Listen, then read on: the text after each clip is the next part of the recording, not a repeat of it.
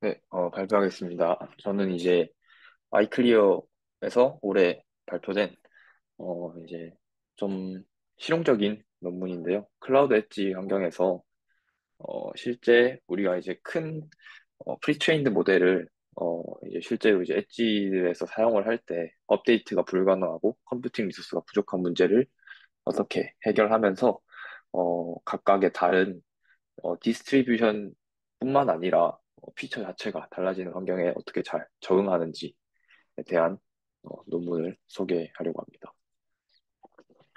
네, 우선 시작부터 얘기하자면은 이제 엣지 디바이스에서 이제 딥뉴럴 네트워크를 배포하는데 여러 가지 방법이 있었고 이제 주로 하는 방법들 중에 이제 클라우드 서버에서 보통 이제 큰 용량을 갖는 뉴럴 네트워크를 학습을 하고 일반적으로는 이제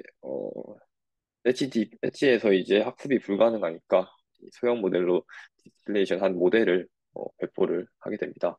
근데 여기에서 이제 챌린지 같은 경우는 이제 보통 디스트리뷰션 시프트와 이제 퍼포먼스 디그레데이션이라고 얘기를 하는데 일단 기본적으로 엣지들의 환경이 특히 이제 동적으로 테스트 환경이 바뀌기도 하고 분포도 바뀌기 때문에 데이터 분포가 변경이 될 수 있고요. 그리고 이로 인해서 이제 모델의 정확도가 많이 저하될 수 있다고 얘기를 합니다. 그래서 이제 이거 관련해서 이제 모델 어댑테이션이라는 개념이 나오는데요. 이제 오프라인 제너라이제이션과 온라인 제너라이제이션 두 개의 방법으로 크게 볼 수 있을 것 같습니다. 우선 모델 어댑테이션은 이제 원래 훈련된 방식 아니면 원래 훈련된 환경에서 변경이 될 때 새롭게 변화하는 환경에서 성능을 개선하기 위해서 이제 사전으로 훈련된 이제 파운데이션 모델을 수정하는 작업을 이제 모델 어댑테이션이라고 하고요. 모델 어댑테이션은 이제 두 가지로 크게 볼 수 있는데, 오프라인 제너럴라이제이션이라 하면 이제 모델 같은 경우는 저장된 테스트 데이터를 사용해서 클라우드에서 업데이트하고 다시 엣지에 배포를 하게 됩니다.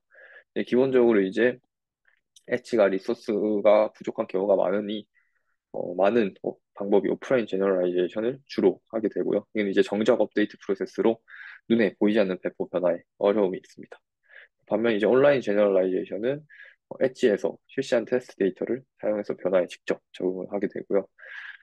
할 수는 있지만 기본적으로 엣지라 함은 이제 컴퓨팅 리소스가 제한되어 있기 때문에 좀 비실용적이라고 합니다. 그래서 실제로 좀 환경을 가정해 보자면 예를 들어 프리트레인드 모델을 이렇게 엣지에게 배포를 했다면 이제 그 모델을 계속 가져갈 수 없지 않습니까? 한 번씩 수정도 해주고 업데이트도 해줘야 되는데 오프라인 같은 경우는 그 모델 자체를 다시 이제 어, 가져와서 엣지에서 사용하지 않은 상태에서 새로 다시 그 작업을 하게 되고 약간 좀 불연속적인 점이 생기고요. 온라인 같은 경우는 어, 그 테스트 데이터셋이 계속 들어오는 족족 좀 더 스트리밍한 관점에서 보시면 될 것 같습니다. 들어오는 족족 그게 바로 반영이 되게끔 제너럴라이제이션하고 어댑테이션 한다고 보시면 될 것 같습니다. 그래서 이제 이 모델 어댑테이션에서 이제 발전해서 테스트 타임 어댑테이션이라는 어, 방법이 나왔습니다. 이거는 논문을 보니 2020년에 처음 소개된 개념인 것 같고요. 그래서 이제 저희 같은 경우는 학습 데이터 액세스하지 않고 추론 중에 이제 분포 변화를 처리하도록 이제 사전 학습된 모델을 조정하는 방법입니다. 그래서 방법 같은 경우는 모델은 이제 각 테스트 샘플을 기반으로 실시간으로 매개 변수를 조정을 하게 되고요. 일반적으로 이제 이걸 이제 줄여서 TTA라고 하는데 이 접근 방식은 이제 엔트로피를 기준으로 이제 한다거나 아니면 이제 자기 지도 학습을 사용해서 이제 동적으로 어댑테이션 하는 방법으로 활용을 한다고 합니다. 그래서 여기에 이제 장단점이 있는데 우선 이제 보이지 않는 변화에 실시간으로 적응을 하기 때문에 새로운 데이터에 대해서 파운데이션 모델이 일일이 이제 재학습을 할 필요가 없고요. 또 장치에서의 단점은 이제 일반적인 방법으로는 이제 장치에서 어, 학습이 적응이 되다 보니까 역전파로 인해 이제 계산 오버헤드가 많이 발생한다고 합니다. 그래서 이러한 점을 이제 극복하기 위해서 이제 클라우드 엣지 일라스틱 모델 어댑테이션이라는 패러다임이라고 얘기를 하더라고요. 여기서 패러다임을 여기서 제안을 합니다. 전체 프레임워크 그림은 이렇게 되고요. 크게 이제 워크플로우가 요약하면 이렇게 나올 수 있는데, 이제 엣지는 이제 추론을 수행을 하고 이제 샘플의 엔트로피들을 계산을 하고요. 이제 여기서 제한하는 방식으로 엔트로피에 따라 선택적으로 서버에 샘플들을 업로드하게 됩니다. 그리고 여기서 이제 선택된 샘플들을 가지고 이제 리플레이 버퍼에 저장을 하여 다시 이제 놀리지 디스틸레이션을 수행을 하게 되고요. 그래서 이제 놀리지 대상 업데이트된 모델을 이제 다시 엣지로 배포를 하면서 진행이 되게 됩니다. 그래서 여기서 크게 이제 컨트리뷰션을 제한하는 제한하는 요소는 두 가지가 있는데요. 이 셀렉티드 샘플 업로드 방법과 업로드와 이제 리플레이 베이스드 널리지 디스틸레이션입니다. 그래서 셀렉티브 샘플 업로드는 이제 어댑테이션을 위해서 이제 데이터의 퀄리티를 유지하고요. 그러니까 최소한의 데이터를 전송하고 그 최소한의 데이터로 최대한의 어댑테이션 성능을 추출하기 위한 해당 샘플 업로드 방식을 제안합니다.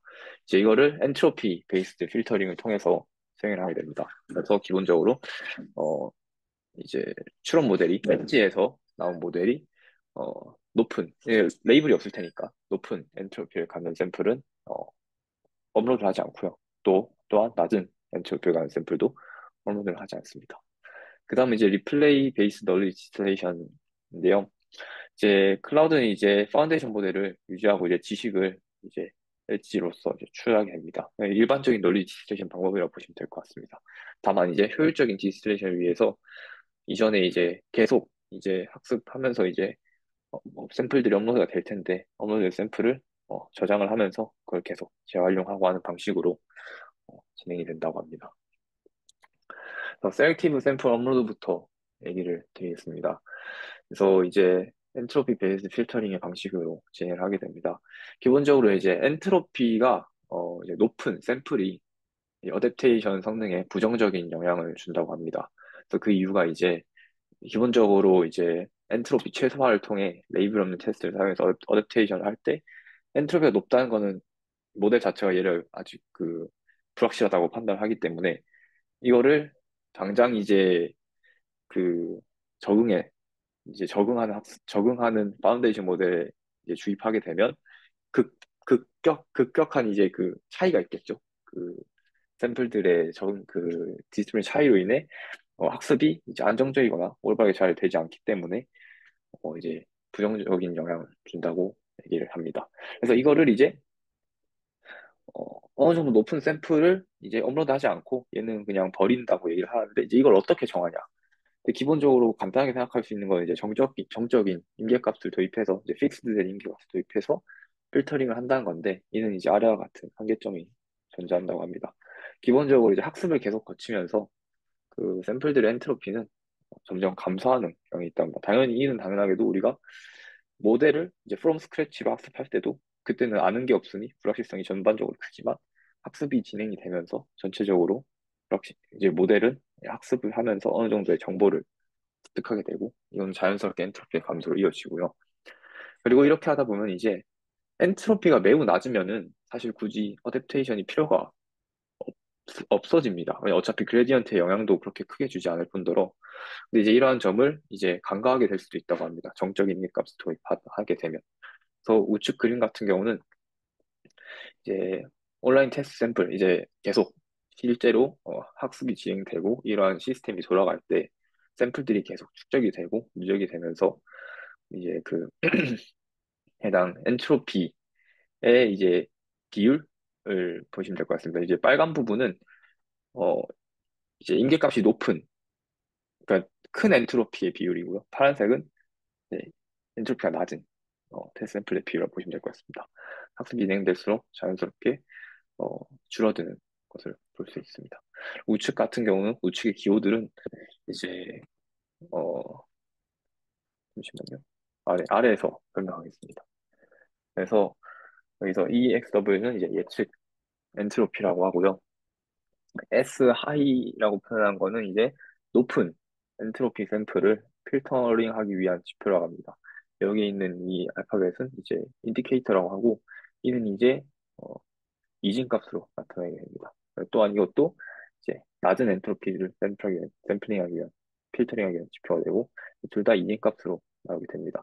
그래서 그 두 개를 기반으로 프로덕트를 하여서 1인 경우는 업로드를 하고, 아닌 경우는 업로드를 하지 않는 방식으로 샘플을 업로드한다고 합니다. 그래서 여기서는 이제 그럼 이제 동적을 어떻게 정하냐는 이제 우측에 있는 식으로 어, 인계값을 정하게 되는데요.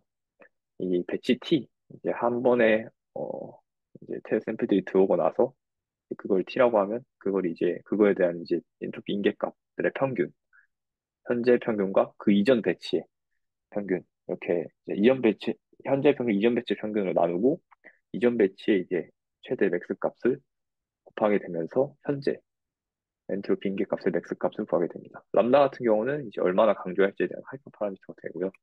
이를 통해서 동적으로 인기값을 조절을 한다고 합니다.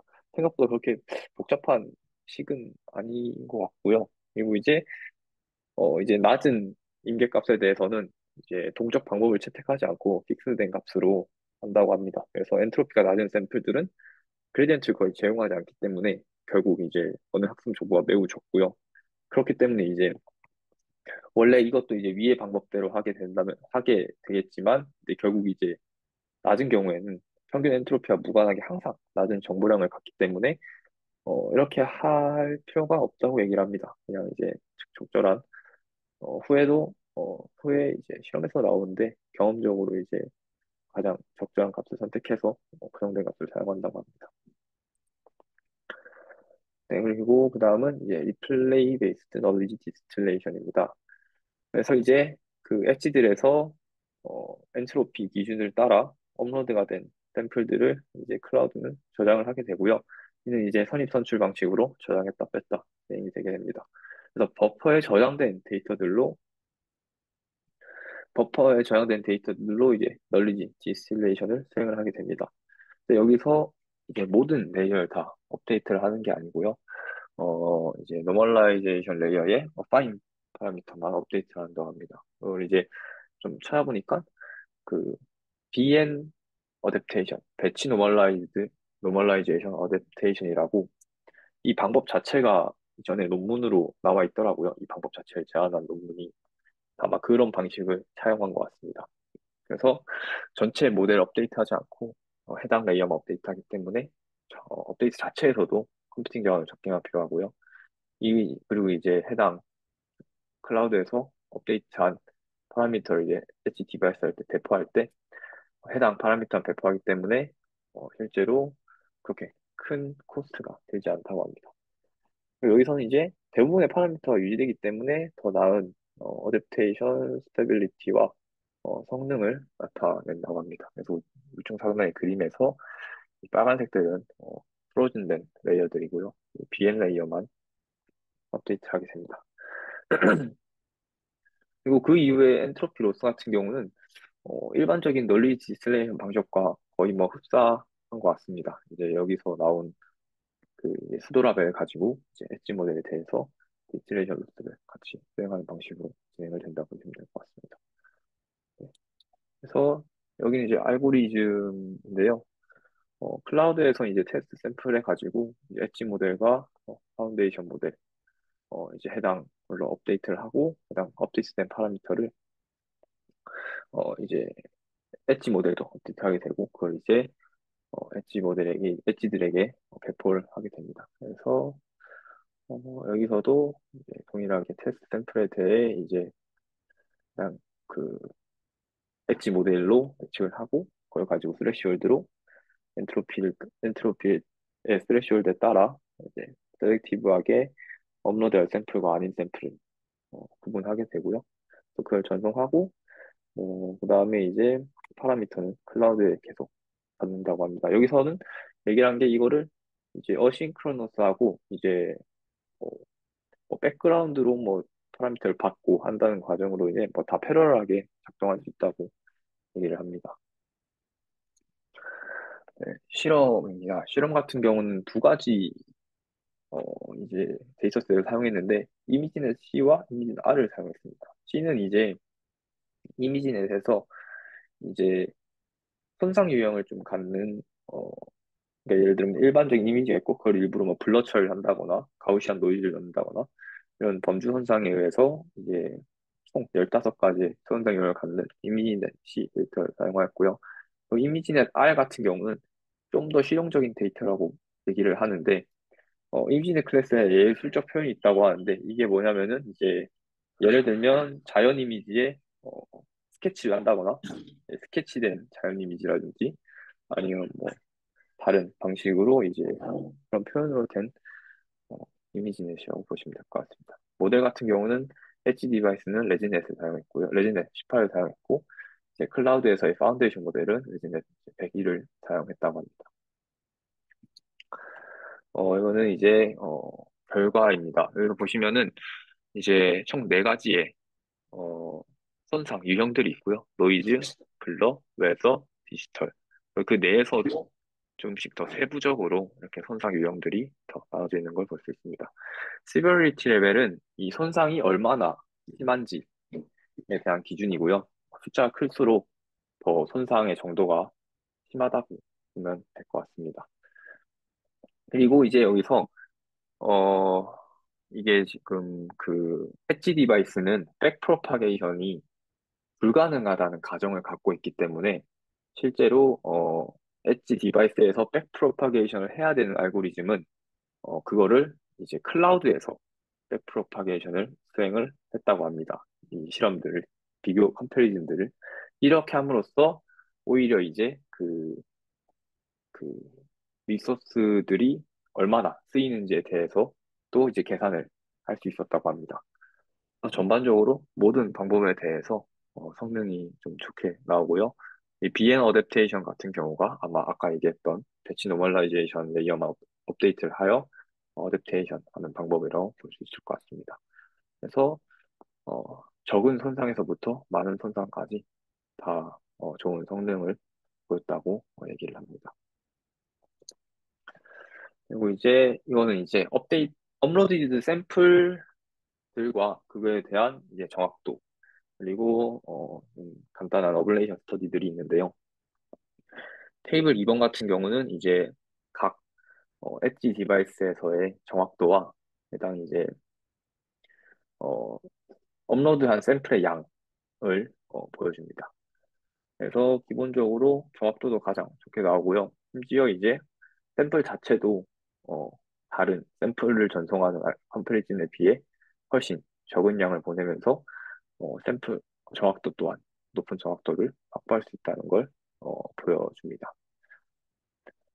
네. 그리고 테이블 3번 같은 경우는 이제 그 실제 환경에서는 저희가 여기서는 이제 이렇게 커럽션 되는 종류를 다 따로따로 구분을 했지만 실제 환경에서는 그게 구분 없이 여러 가지의 커럽션이 한 번에 나타날 수도 있기 때문에 이거는 총 15개 커럽션을 다 포함해서 섞어서 랜덤으로 커럽션이 나오는 환경에서 진행을 했고요.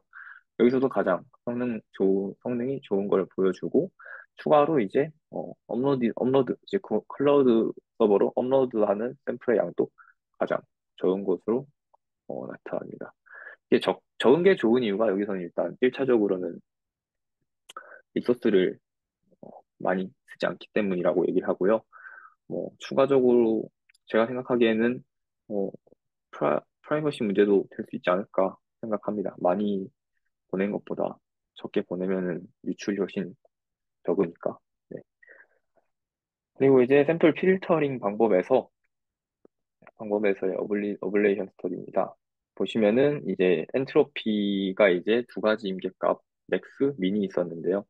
맨 위는 이제 어, 다이나믹한 맥스 값이 아닌 픽스된 맥스 값을 사용했을 때 정확도와 업로드된 샘플량을 시버리티 레벨에 따라 나눴습니다. 그래서 정확도 같은 경우는 크게 차이가 없지만 해당 이제 아무래도 이거는 이제 샘플 업로드를 얼마나 할지를 딱 정해주는 값이다 보니 확실히 여러 가지 여기서 제안한 방법들이 들어갔을 때 업로드된 샘플의 양이 줄어드는 것을 확인할 수 있습니다. 그리고 마지막으로 이제 리플레이 버퍼에 대한 어블레이션 스터디인데 이 또한 리플레이 버퍼가 쓰임으로써 어, 샘플을 재사용하는 게 성능을 훨씬 올려준다고 얘기를 합니다. 네, 그 다음 실험들입니다. 그래서 첫 번째 그림 같은 경우는 이제 시뮬리티 레벨에 따른 이제 업로드 샘플 변화를 이제 바그래프로 나타냈고요. 두 번째 같은 경우는 이제 저희 여기서의 람다 값에 대한 이펙트에 대한 실험을 하였고, 마지막은 이게 스태틱한 민 엔트로피 임계값에 대해 어떤 값이 적절한지에 대한 이펙트에 관련된 실험을 진행하였습니다. 그래서 피규어 5번 같은 경우는 높은 람다는 더 많은 샘플 클라우드에 업로드를 하게 되고요. 이는 네, 그래서 이는 이제 당연하게도 이는 이제 어, 람다가 높을수록 이 맥스 엔트로피가 임계값이 올라간다는 거니까, 그러니까 이 그림으로 보시면은 이, 이, 이 바운더리가 람다가 커질수록 올라간다는 얘기니까 더 많은 샘플을 클라우드에 업로드를 하게 되고요. 이는 이제 커뮤니케이션 코스트가 많이 줄 수 있다고 얘기를 합니다.